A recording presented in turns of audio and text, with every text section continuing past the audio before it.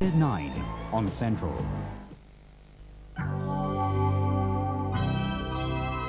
You're watching Central. It's time for the late evening ITN news.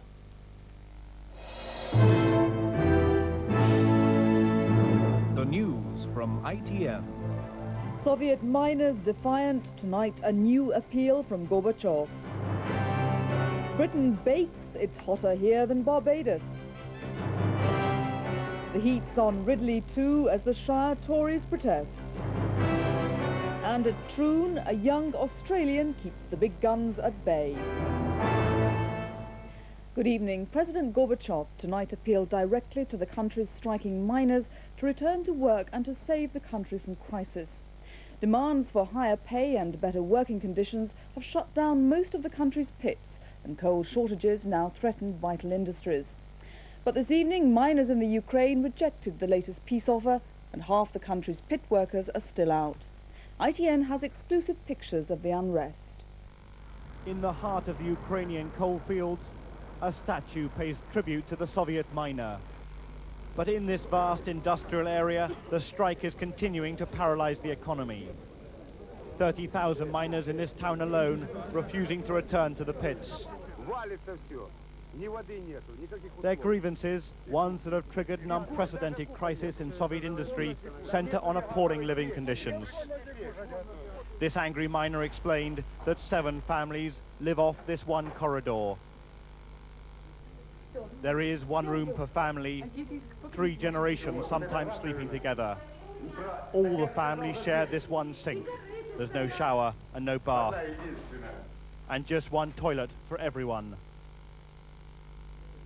In contrast, the mine director, who's away from the area, occupies spacious offices.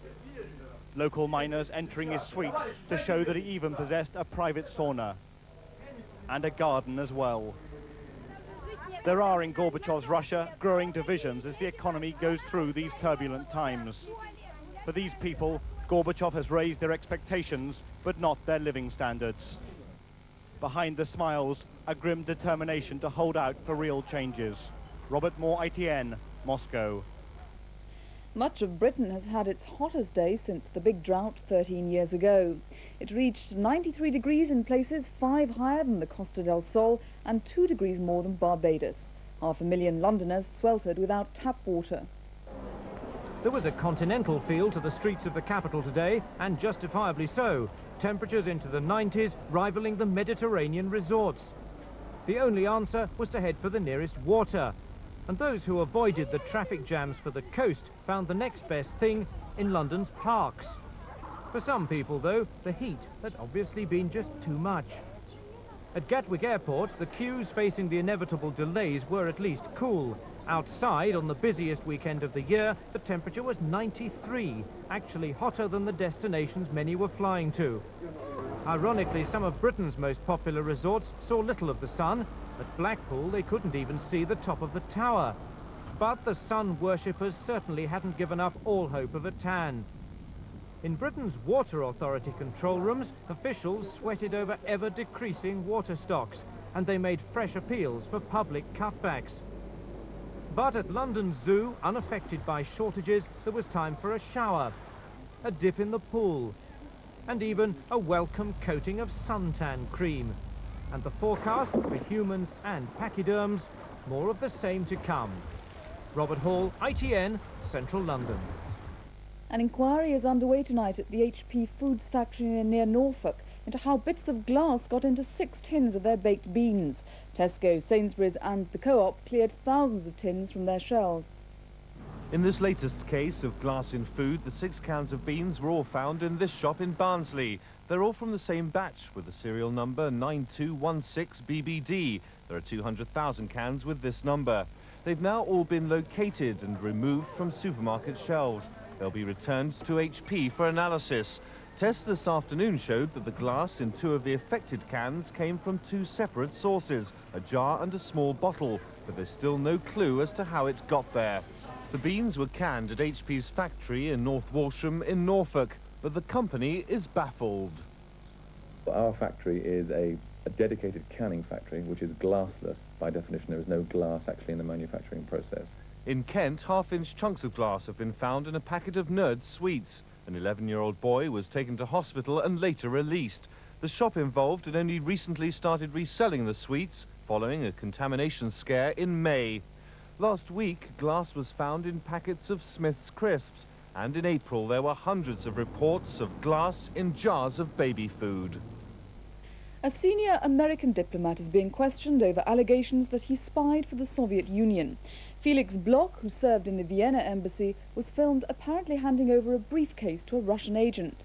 Austria's foreign minister said tonight that Bloch first came under suspicion in the 1970s. The FBI's suspicions about America's man in Vienna were apparently confirmed as they secretly filmed him handing over a briefcase to a known Soviet agent. Austrian-born Bloch, pictured here on the right, was a well-known figure in Vienna, often entertaining lavishly and living in the heart of the city's diplomatic quarter. Yet a former colleague, now the Austrian foreign minister, said tonight Bloch had been under suspicion since the early 70s. Despite that, Bloch rose to become America's second most highly placed official in Vienna, with access to all the embassy's activities and communications. These could include details of negotiating options for the long-running arms reduction talks held in Vienna between NATO and the Warsaw Pact.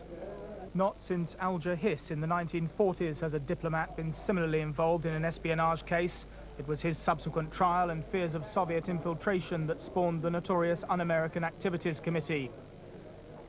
While Bloch has yet to be charged, the FBI has stationed agents in cars outside his Washington apartment after Soviet diplomatic staff were apparently seen watching the building. State Department investigators believe Bloch's motive may have been dissatisfaction, that after 30 years as a career diplomat, he'd not reached the rank of ambassador.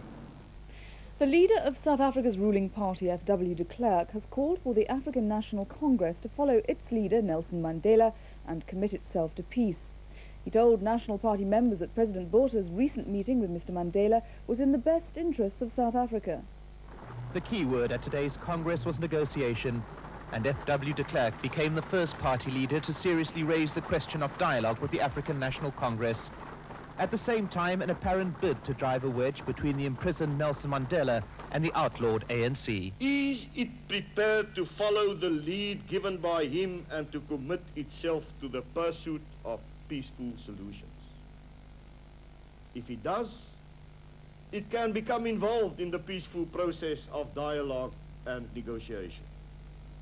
The ball, ladies and gentlemen, is squarely in the court of the ANC, and not, as some people want to make out, in the government's court. It was an opportunity, too, for P.W. Botha to formally bid the party farewell. Angered by caucus support for FW de Klerk, he'd boycotted previous congresses. But he arrived today to heal the rift. Could I ask you what your feelings are on this occasion of saying goodbye to your party? Well, I'm in a happy mood to be with my people. Why shouldn't I be? It's good to see you. And for the first time in public, an amicable acknowledgement of his successor, associating himself with FW de Klerk's stated intention of implementing real political reform. Mike Hanna, ITN, in Somerset West. An effigy of the Environment Secretary, Nicholas Ridley, has been burned by campaigners in Hampshire who are protesting at plans for a privately funded new town. They included many local Tories. It was certainly a spectacle that Mrs. Thatcher would have liked to avoid, the effigy of a minister that she's been at pains to defend going up in flames. Local people are incensed that Nicholas Ridley appears to be backing a plan to build a town here in the middle of their idyllic countryside. But it nearly didn't happen when senior local Tories intervened. I mean, I would have thought burning the idea is an equally violent act as it's not here in our judgment, it's not. We think that people close to number 10 have suggested what the impact might have been and what the reaction might have been. So they settled for this compromise, which also satisfied the local MPs. On Monday, in the reshuffle, old Nick is going up in a puff of smoke anyway, and he'll go and have a different job. So perhaps it comes to the same thing. But the crowd still wanted more. If you think we should burn Ridley, would you shout yes? Now. So despite the fears of embarrassment for Downing Street, they finally set fire to the effigy of Nicholas Ridley. Christabel King, ITN, Foxley Wood. The mayor of Venice has called for the resignation of the town council following a pop concert by a British group which left the city strewn with rubbish. Local people say the Pink Floyd concert could have caused lasting damage to Venice's historic buildings and monuments. Jim Buchanan in London reports.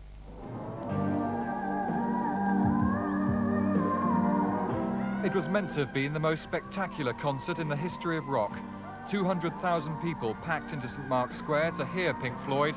100 million watched on television around the world. But the following morning there was another spectacle.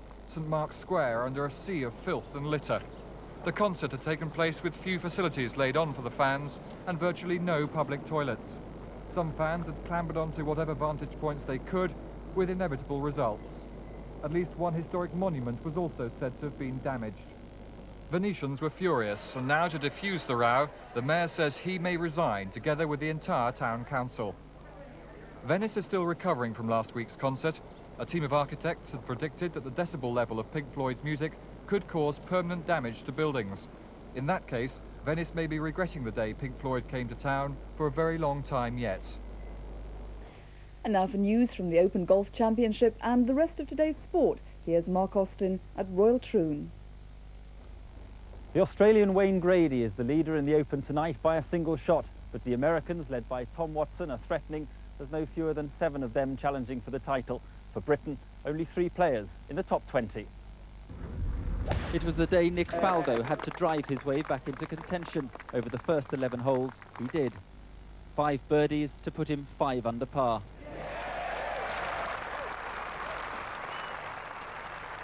But from then on, the ball failed to run Faldo's way. His surge suddenly wavered. He's losing sight of the leaders. The British challenge is now being led by Ulsterman David Feherty. He's a former opera singer, but an unsung golfing hero. Today, he almost made his name.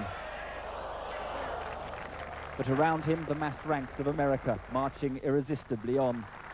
Watson leads the way, threatening at 39 to make Open history. And while he seeks a record 6th title, the younger Americans are chasing their first.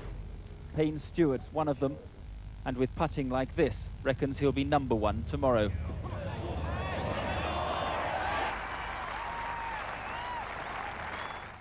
No Americans won the Open for 6 years. At Troon, they're queuing up. Fred Couples is in contention, so too Calcavecchia. But the leader this morning is the leader tonight. Australian Wayne Grady shows no sign of fading. He walked down the 18th to an ovation that tells him his first major title is beckoning.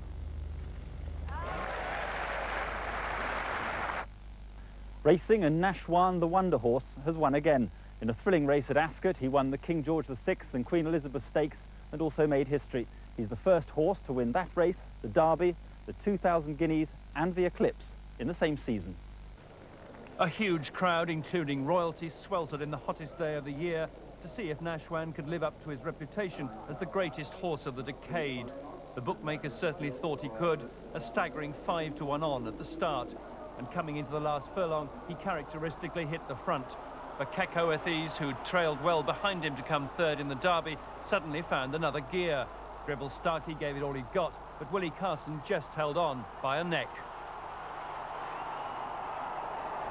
It was an historic moment for a magnificent horse and for the veteran jockey who'd never had any doubts. We didn't want our horse to have a grueling race, so the pace was a bit slow. It possibly suited the second better than it suited myself. He's still a great horse, though. How do you rate him? Oh, he's the best I've ever ridden. It was also a triumph for the Queen's trainer, Dick Hearn, who's had such a troubled year. Nashwan may now go for France's top race, the Prix de l'Arc de Triomphe. Winning that would put him even deeper into the record books. Giles Smith, ITN Sport, Ascot. Cricket now, and the best performances of the day in the Britannic County Championship. Don Topley, 5 for 46 as the leaders Essex bowled out Yorkshire for 115. Tim Curtis made 102 for second-placed Worcester against Sussex. And Desmond Haynes scored 185 not out for third-placed Middlesex against Kent. Finally, a reminder of a special ITN programme on the Duke and Duchess of York's tour of Canada, including an exclusive interview with the royal couple. That's the Yorks in Canada, tomorrow on ITV. And that's it for now from all of us here at ITN. Have a very good evening.